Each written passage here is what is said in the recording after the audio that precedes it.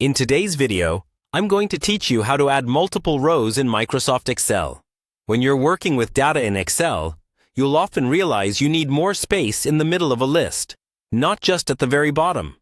Instead of adding rows one by one, Excel lets you insert several rows at once, and that's what we're going to walk through together.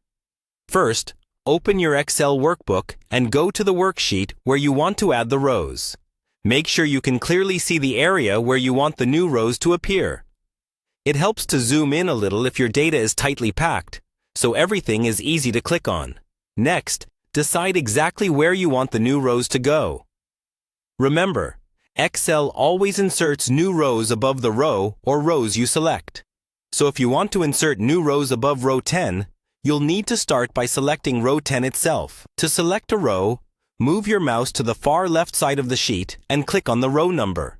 That highlights the entire row from left to right. If you only click a single cell, Excel will still insert rows, but it's much clearer and more predictable when you select the whole row. Now, if you want to insert multiple rows, count how many you need, then select that same number of existing rows.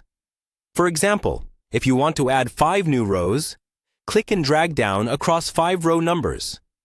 You should see all 5 rows highlighted. This is the key step. The number of rows you highlight is the number of new rows Excel will insert. With those rows selected, right-click on the highlighted area.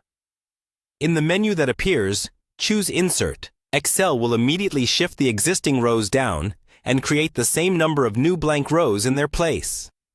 All the data below your selection moves down intact, so you don't lose anything. If you make a mistake or insert too many rows, just press Ctrl+Z on your keyboard to undo, and then try again with the correct number of rows selected. You can use this same method anywhere in your worksheet, whether you're working with a short table or a long list of hundreds of rows. Once you get used to selecting multiple row numbers first, adding several rows at once becomes quick and effortless.